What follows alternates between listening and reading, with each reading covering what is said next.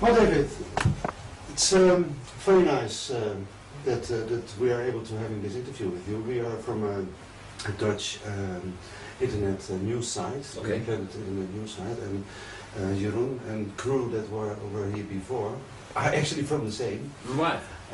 So we're having a double interview. Well, that's bro. That's, yeah, well, we're doing it well, good and properly.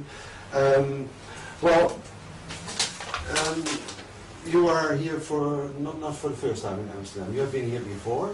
No, Amsterdam was the first overseas city I ever visited. I was 15. Okay. I used to come here and play football tournaments when I was a Right. professional footballer with Coventry City in England. Yeah, right. This was the first country I ever visited. So it's a very special city for me because when I came at 15, it was like, you know, a foreign country, and I loved it. And I like the way the Dutch have a kind of a uniqueness about them, and the country has a uniqueness about it. And especially when the agenda that I've been exposing for 20 years is about making everything and everyone uniform, which is what you see around the world. You see the buildings look the same, the cities look the same, the people act the same, the corporate logos are the same, and so any enclave of uniqueness is a joy to be in, really. Well, in a way, you could say actually that the West is getting more like socialist Soviet Union before was. Well, in a different way, more subtle way maybe. But well, in terms of the European Union, it's getting absolutely like the Soviet Union, because you've got the bureaucratic commission in Brussels. That's the Politburo. That's no question about it. It's a mirror of the Soviet Union. That's where they're going with this. And you know, when I talk about the uniformity of buildings and the uniformity of things and the destruction of uniqueness, etc., it's not just a visual thing. It's not just a cultural thing. It is an expression of something fundamental to dictatorships. If the few are going to control the many, then diversity is their worst nightmare. Because the more diversity of decision-making, of culture, of view, of response you have, the less any cabal at the centre is going to control that. So what dictatorships want, whether they're so-called communist dictatorships or fascist dictatorships, because there's no difference in the way that the people experience it, because they're controlled and live in a police state. Call it, you know, Ethel if you want. I mean, it doesn't matter what you call it, the experience of the people is the same. And whether it's fascism or whether it's communism, whatever form of it, you're looking at, it's centralization of power, uniformity. I mean, look at the Soviet Union. Everything had to be uniform. Everything had to be the same wherever you went. And this is what they're turning the world into. So the demise of diversity in all areas of our lives is just an expression of this central core of gathering centralization of global power, which has the death of global diversity in its sights. So the more we express our uniqueness as individuals, as communities, as cultures, if you like, the more we are resisting this imposition of central control. But in this New World Order agenda, on which point are we now? What is your insight into the state of affairs where we are at the moment? Oh, we're in the eye of the hurricane now. I mean, for the last 20 years, I've been saying it's coming, it's coming, it's coming, and it's here basically. You know when I see this phrase again and again around the internet and in newspapers here and there, Big Brother is coming. No, he's not. He's here. It's been here a while. Yeah. The question is, how deeply are we going to let that control system impose itself on the fine detail of our lives?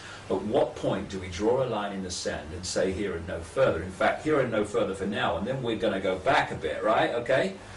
And this whole mass global swine flu vaccination program, which is a total scam from start to finish, has the potential to be that line in the sand where people see that we're all being targeted by the contents of this vaccine, which has been planned for so long. And it doesn't matter what your income bracket, what your culture, what your race, what your religion. The same is in store for anyone who submits to that vaccination. So therefore we need to come together irrespective of race, culture, income bracket, etc., religion, and together resist this on a vast scale, because it seems that the control system has all the aces. It has control of the money, it has control of the military, control of the police, etc., media. But what it doesn't have is numbers. It doesn't have the numbers comparable with those it wishes to control. Yeah. And therefore, what it has to do is divide and rule the mass of the people, set the mass of the people at war with themselves over race and culture and colour all this, and religion. Sex is too, another fault line. And divide and rule any potential unity of opposition to its imposition, which would bring the imposition to an end. So we have to reverse that, and we have to start dropping very quickly, very fast. Like now, the manufactured divisions that divide us, and realise that with unity of purpose, to refuse to allow our world to become this Orwellian fascist dictatorship means that it cannot become so. But if we go on allowing ourselves to be divided and ruled, then it will become so. Well, you're traveling quite a bit around, and at the moment it is the situation is that in Holland, the opposition against this swine flu hike is just integrating itself. It's building up. And what is your view on how that works in other countries, like in England? Well, I tell you, 10 years ago, they'd have got this through piece of cakewalk. 5 years ago. Today, different world. Because of the efforts of people to circulate this information, there are going to be vast numbers of people around the world that are going to refuse this vaccination. In fact, an opinion poll in Britain found that an estimated 50% of doctors are going to say no to it. So this is where we are now entering a time when we need a very firm backbone.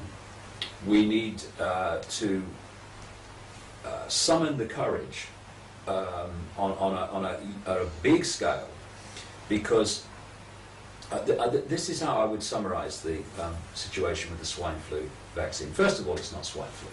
It's a laboratory concocted swine flu, bird flu, seasonal flu concoction. And it was released in Mexico in April to start this whole ball rolling. This is why the drug companies like Novartis in Switzerland and Baxter International in Illinois applied for the patent for the vaccine for this strain of swine flu years ago. In one in 2008, in another case in 2005, the process started. These patents came through in the earlier part of this year. The Baxter International one came through in March, and in April we suddenly had this swine flu released in Mexico, so they told us, at a pig farm. Well, no one's talked about pigs ever since. Have you noticed that? It's supposed to be swine flu. No one's talked about pigs. The World Health Organization has said there's no need to slaughter pigs because it's not passing from pigs to humans. Well, hold on a second. You told us it started on a pig farm in Mexico. If it's not passing from pigs to humans, how did it start? It's a nonsense. And then you had a situation where the impact, the physical impact of the virus, even if often it was swine flu, because the symptoms are the same as any flu, were very, very mild. They've been very, very...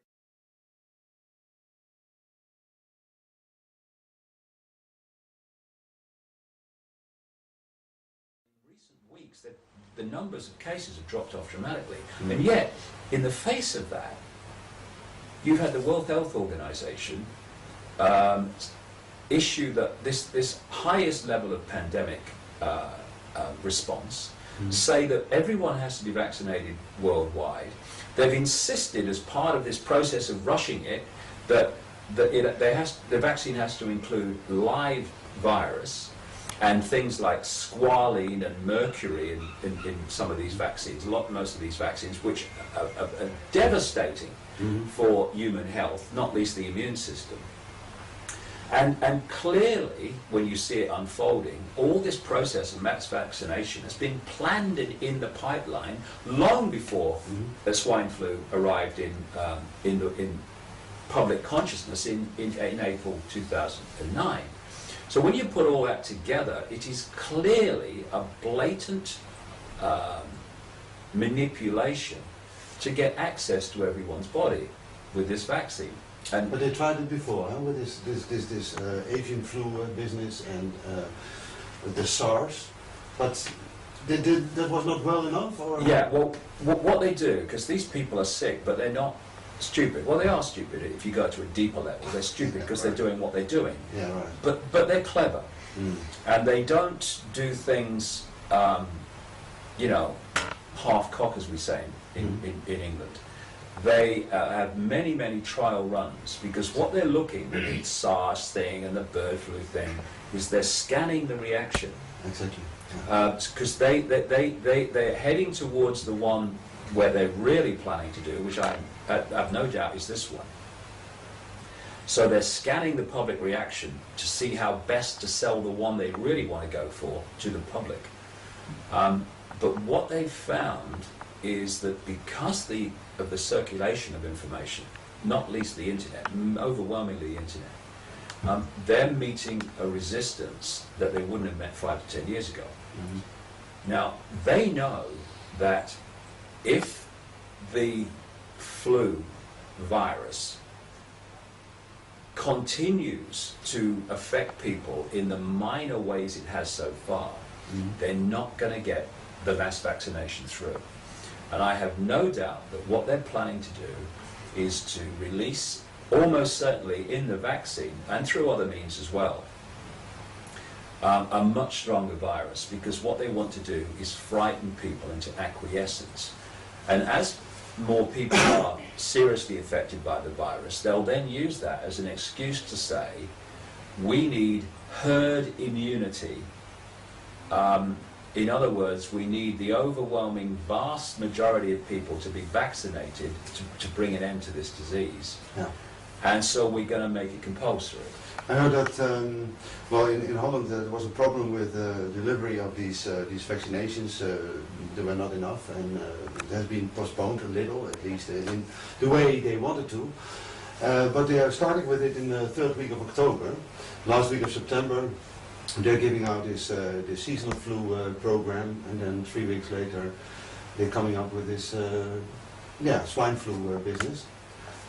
We'll see, but I think, and that's a big question to many people, I think, that they need to create quite a bit of havoc and circumstances to be able to force these things onto people. Yeah, well, the thing is that when you do the research at different levels of this, you find that, like I said, that the vaccine patents were applied for long before the virus became, or people became aware of the virus in April. But also, through this same period of years running up to this, legislation has been passed to culminate in what's happening now. Legislation was passed, for instance, I think it was 2005, to give the World Health Organization power to insist on government reactions to pandemics if the World Health Organization, declared a certain level of pandemic. Right. So, okay, I have all the power when I decide to have all the power. That's what it says. Now that's part of it. But on another level, legislation has been passed, and pieces on the chessboard have been moved to prepare for mass policing in the streets of the domestic population by the military. In America, for instance, they're applying for permission.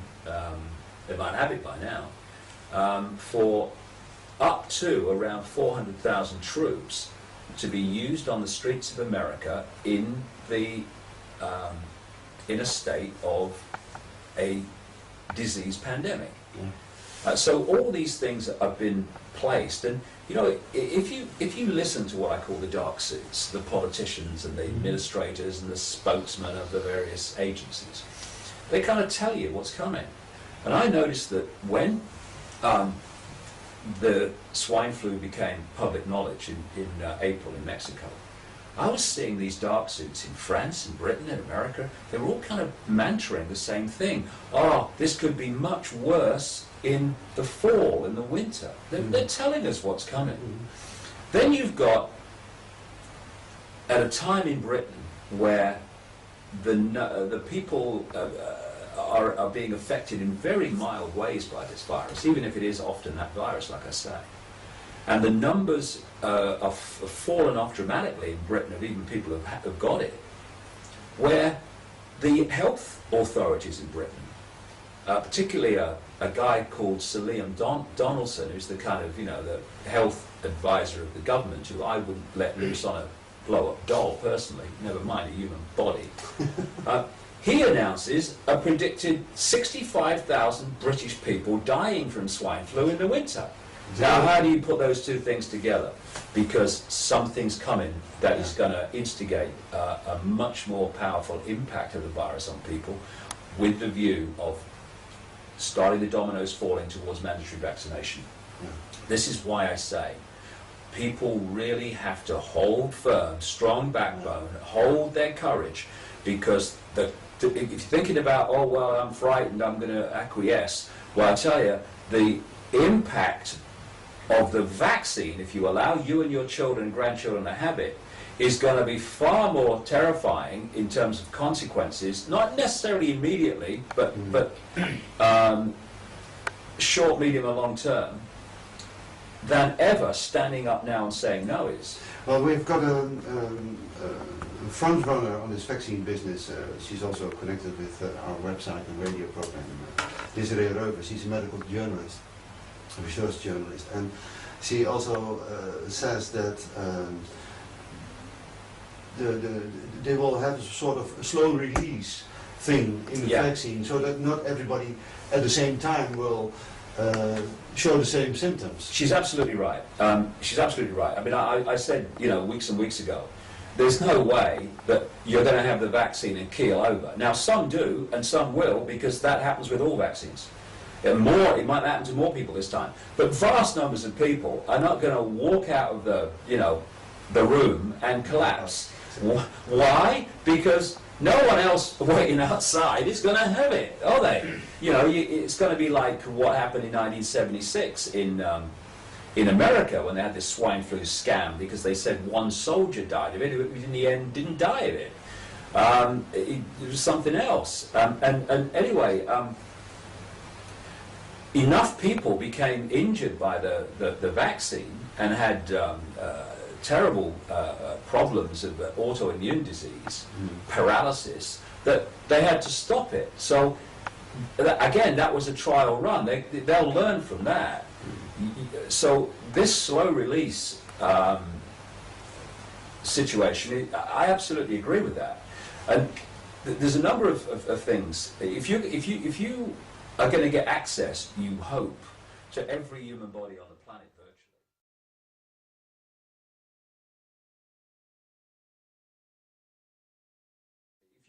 If you are going to get access, you hope, to every human body on the planet virtually, then you've not got in that vaccine something to bring about one outcome.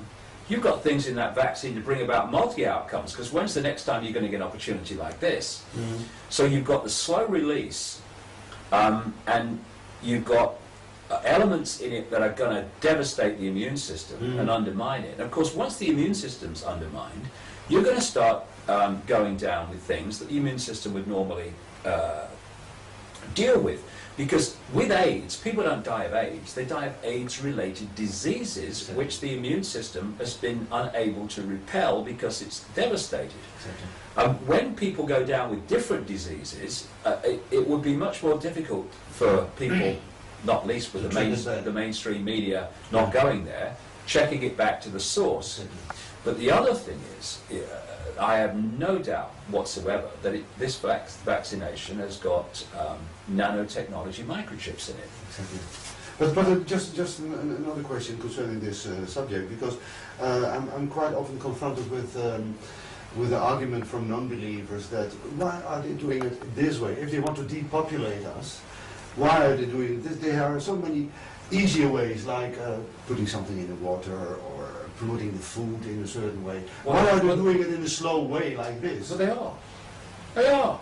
Well, I mean, have you seen the shite that goes into mainstream food?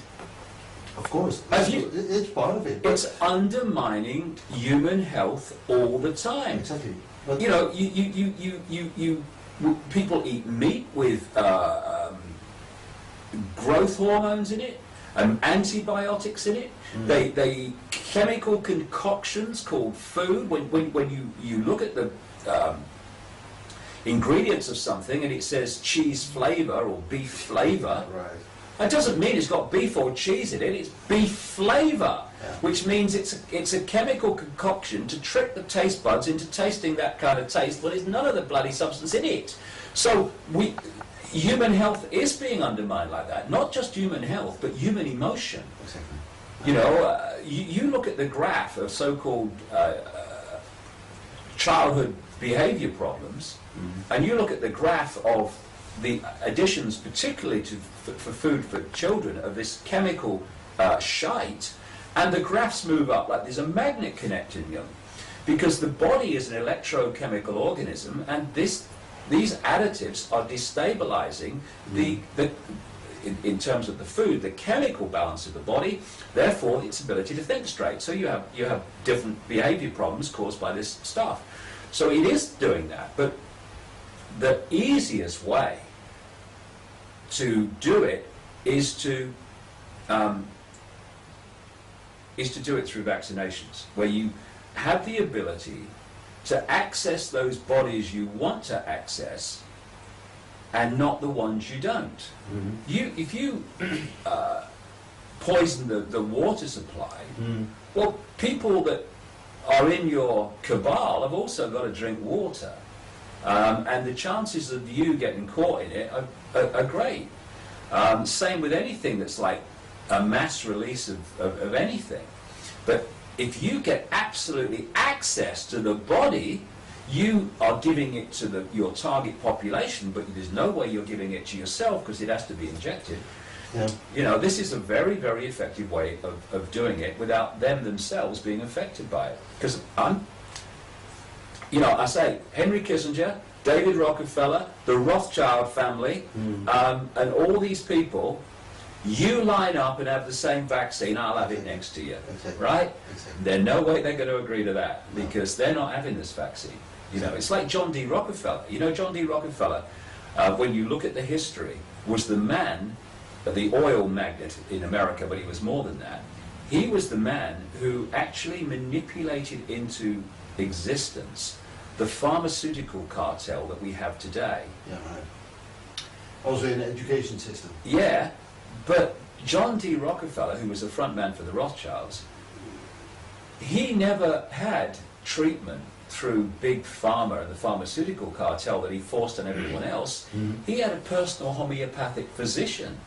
And in fact, that homeopathic physician was at his bedside when he died finally at quite an old age. Yeah. So these people are not going to have what they're pushing on us. Now, you look at Father Bush, you look at Kissinger, you look at David Rockefeller, you look at the Queen of England, you look at the Queen of England's mother who lived to 102. These people live very, very long lives. Why? Because they're not having the medical treatment they're insisting that everyone else has, you know. And they ain't having this vaccine, so we shouldn't have it. What is the behind the horizon of a depopulated Earth? What is your view on that? Well, I mean, you know, we'd have to talk for another hour. Well, what are they up to? Well, we're going into some levels that would need a lot of explanation for people new to this, because this network of families is only human expression of this network of control. It actually goes off-planet, and we need to understand the agenda of that off-planet force. Have you got a view on that? Oh, I've written extensively about it. It's just that to make sense for people, you have to have time to explain it. This is why, you know, on Saturday in Amsterdam, I'm going to be talking for 7-8 hours because there's so many dots to connect, so much background for what is happening now to be seen. But you know, as briefly as I can, this network of families, which incessantly interbreed and always has, these are the royal families of the ancient world that became the elite families that run the institutions of banking and business and government, etc. today. They are a hybrid race of people genetically, part human and part non-human. Reptilian? Reptilian, yeah. And this story of this interbreeding is told all over the ancient world, and one expression of it, funnily enough, in symbolic terms, is the Garden of Eden with the serpent and Adam and Eve. That's a symbolic expression of the story, which has been taken literally, but you know, the theme is right. And this reptilian force operates on a vibrational frequency that is outside of what we call visible light, which is the only frequency range that humans can access and see. So if it's operating outside of visible light, we can't see it. Now, because these entities are operating outside of visible light, they can come into visible light in this world, but they can't stay for long because they have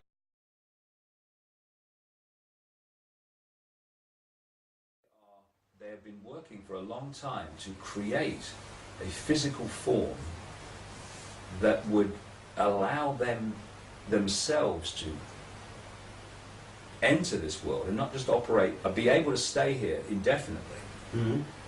And they take it over. And it's been a long process of centralizing power and centralizing power and centralizing power, getting more and more global central control, more and more surveillance, more and more technological control, like they want everyone microchipped and everything. And to cull the population, because as I said earlier, the big advantage that the mass of the people have over these manipulators is numbers. There's vastly more people being manipulated than the few in full knowledge who are doing the manipulating.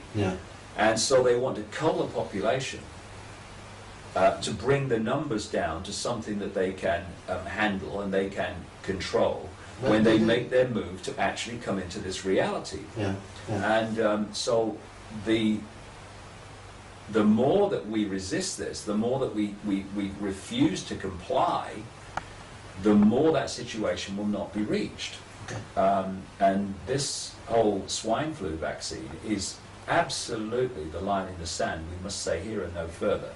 Because if we don't acquiesce to this, their whole agenda is in desperate trouble.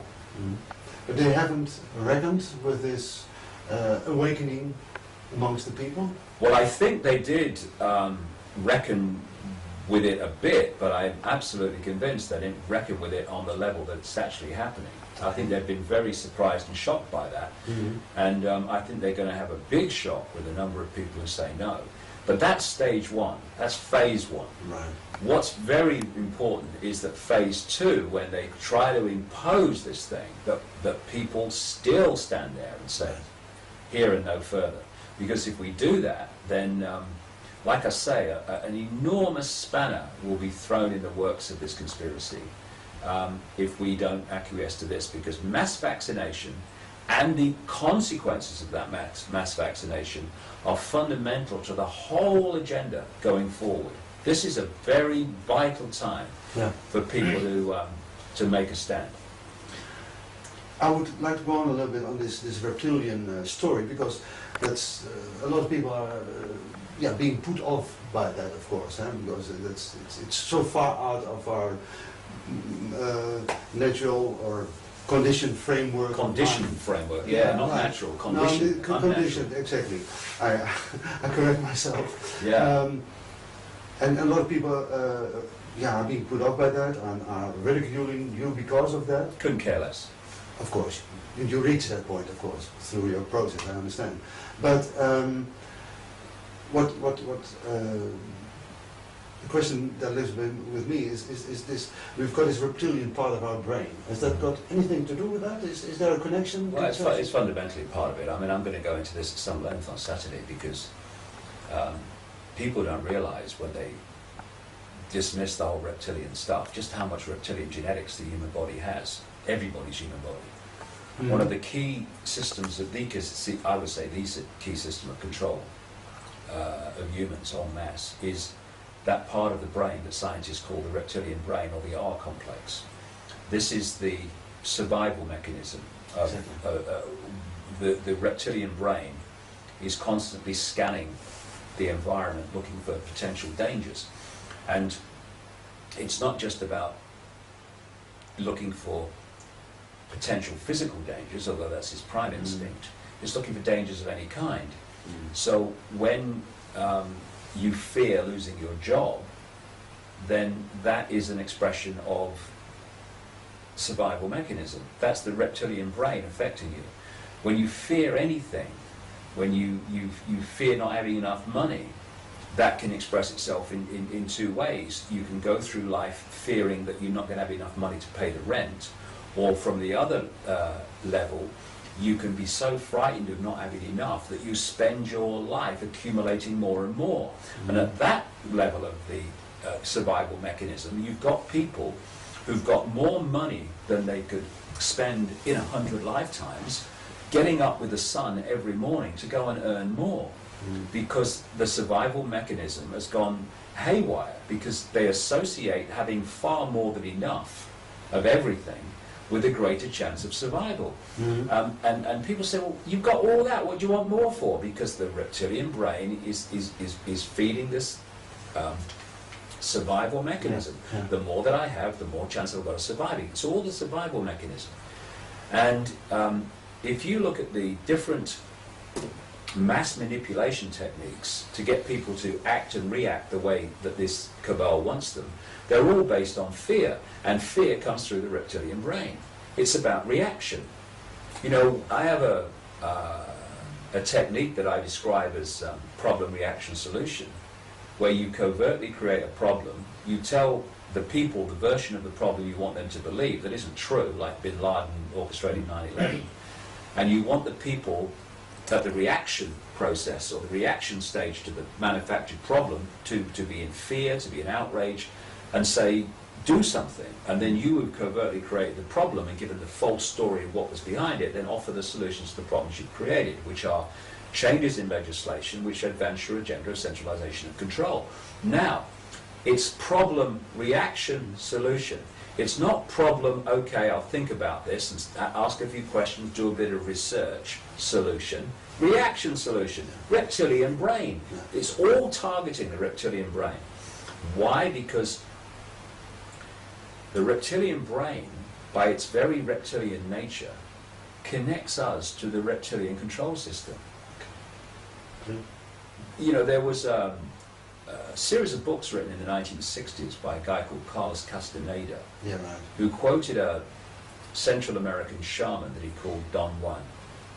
Now, some people say Don Juan didn't exist, and some people say he did, but I don't care, because the words attributed to Don Juan by Castaneda were absolutely spot on wherever they came from. And what this Don Juan shaman said was that humans had their mind captured by a predator force, what I would call the reptilians, and that this predator force had given humanity its mind.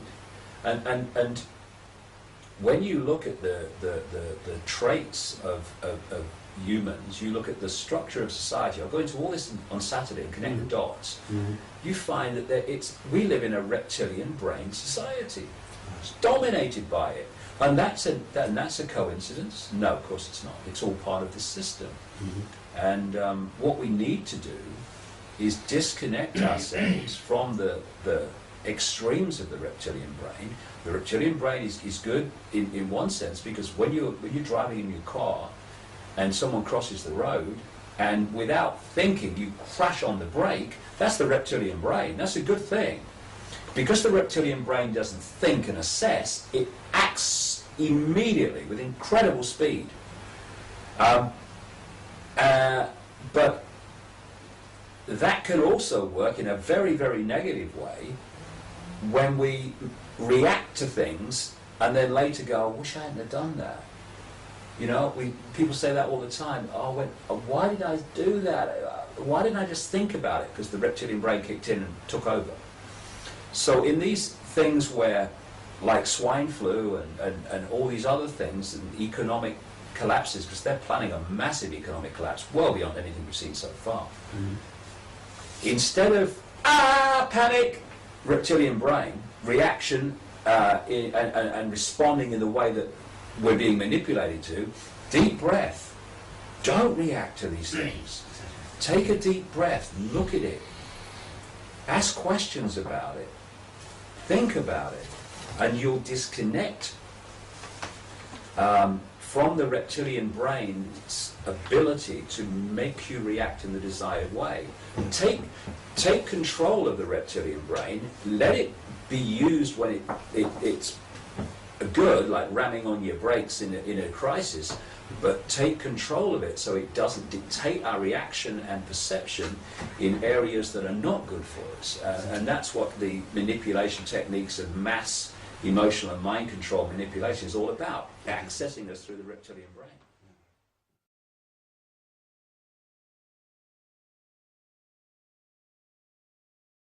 That's what the manipulation techniques of mass emotional and mind control manipulation is all about, accessing us through the reptilian brain. Yeah. Okay, thanks. That clears up quite a bit about this subject, because it's such a far out, mysterious subject, you know. Many people have many questions about it. Yeah, but on Saturday I'm going to be presenting it in A equals B equals C equals D way, that people can see how the dots connect. Okay. Beautiful. I'm looking forward to it. Try to make a selection out of the rest of the questions that I have. Different subject, the New Age movement. You have been inspiring, obviously, the New Age movement. They have been inspiring you, maybe. How do you see this? How do you see this interference or this interaction?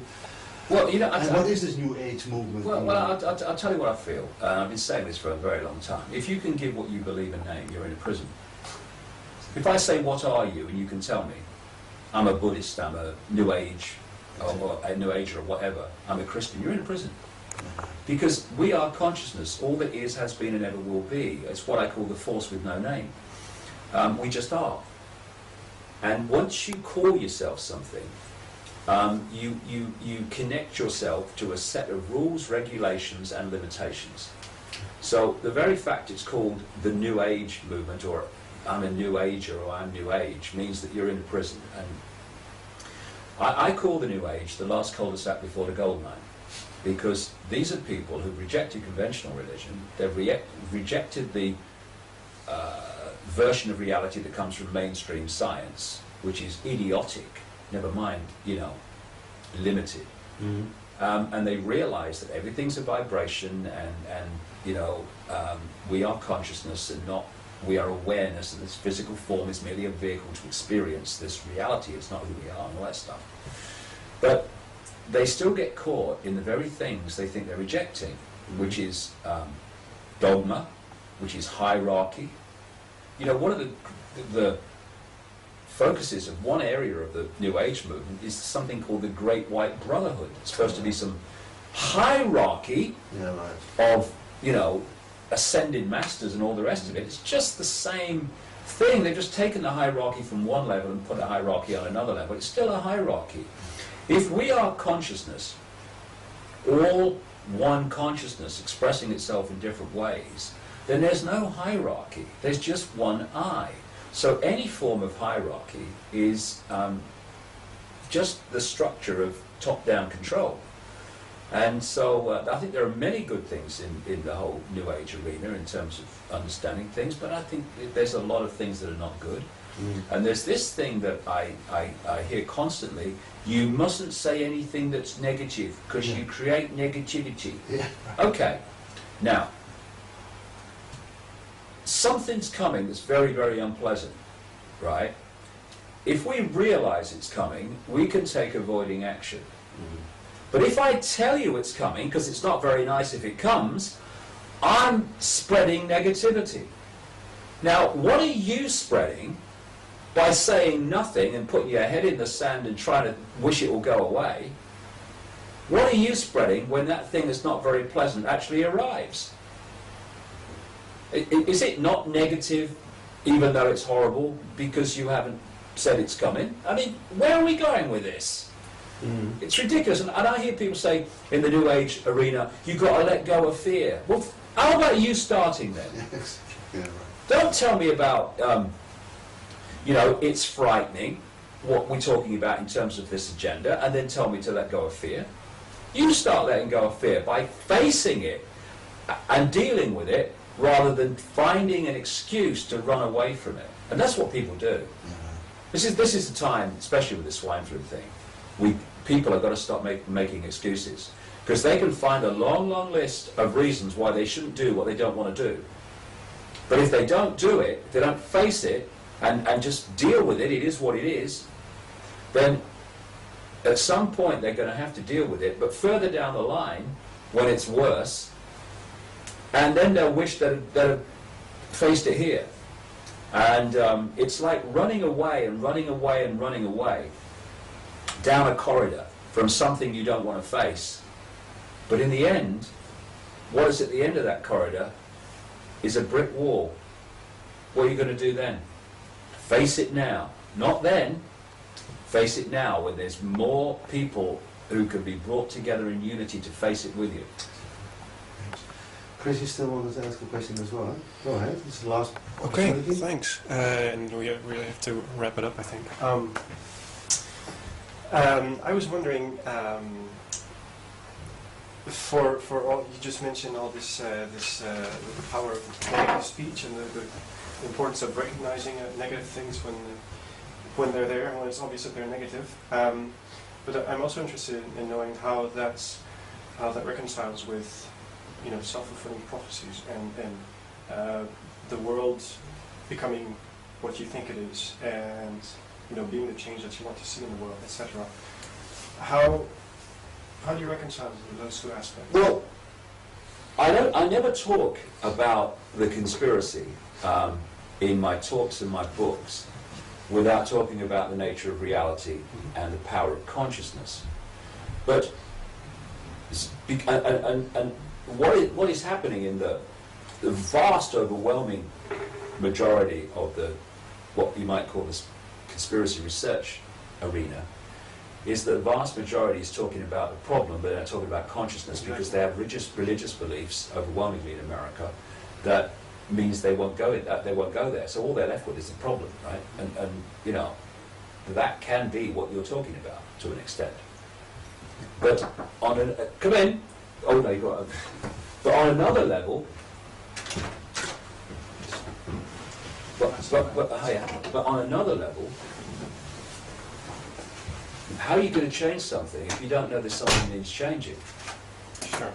So what I'm saying is to people, look at the evidence. This is what's happening. This is not sometime over the rainbow. This is happening now.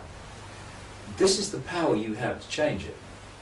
Because if you sit in a prison cell and you can't see the bars, then are you going to say, I'm in a prison cell, I need to deal with this? No. You're not. You're going to sit there. You're going to sit there.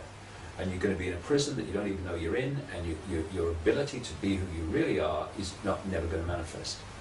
So what I'm saying is, look again, and there's the bars, okay? There's something to deal with, but you have the power, we have the power to deal with it. So that the two go together. This control mechanism does not have to happen because we have the power to change it. But if we don't know the control mechanism exists, how are we going to bloody change it? So the two go together.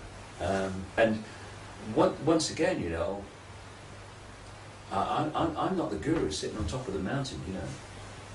I have all the answers. I'm on a journey like everyone else, and I have questions and all the rest of it. Some fundamental ones I'm sure are going to be answered in the next few weeks. But it's about balance. Yes. Here's the problem, but this is what you can do to change it.